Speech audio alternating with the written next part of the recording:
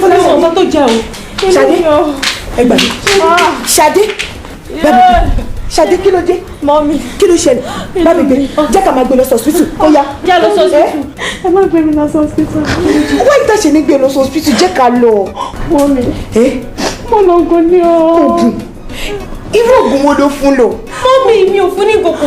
Mọ́mí mo àbọ̀tì ni. Ta ló fún ẹ lóyún o dẹ̀dá mi lóhùn Fọláṣadé? Fọláṣadé! Fọláṣadé! Bábí jẹ́ ká gbé lọ sọ́sìpítù. Ṣadé! Ṣadé náà! Ṣadé náà!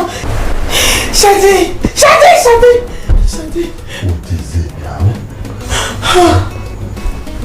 What is it now, my dear? Take it easy. Kí ló dé?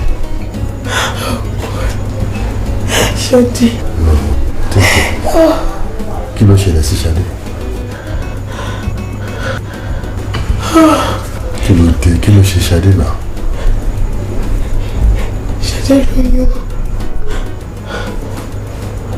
Wọ́n lọ lògùn, wọ́n lọ abort Ṣadé bá kú. I rebuke that in God's name. Lẹ́sẹ̀kẹsẹ̀ ló yẹ ká rebuke yẹn. Ṣadé kì yóò kíkú kan àfi kó yé. Àjálù àbúrò kan ní bàbá nílé wa. Ní agbára Ọlọ́run àmì nǹkan tí ó dá. Ṣòlálà ni. Mo lẹ́lẹ̀ ni. Mo fẹ́ gbọ́ nǹkan tí màá sọ fún ẹ ṣá. Advice mi ni pé tílẹ̀ bá ti mọ́. Mo bó ṣe máa mú Ṣadé lọ sí hospital jẹ́ kó lọ ṣe test. Yes, pregnancy test. Ìyá lè fọkàn ẹ balẹ̀. If there's anything you will know. But right now ó lè jẹ́ just ordinary nightmare lónìí now. Yes, ó lè jẹ́ nightmare lásán ni. You dey trust àwọn ọmọ ọ̀sìn. Lade is alright now. Ẹ ká gbàdúrà pé nǹkan burúkú ò ní ṣẹlẹ̀ sí. Okay.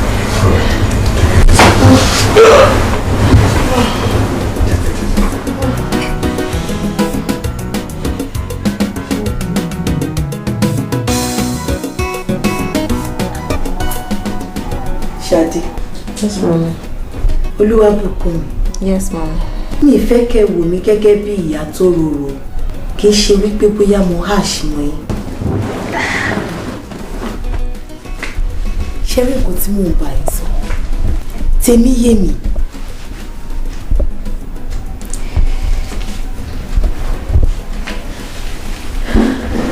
Mo mọ̀ wípé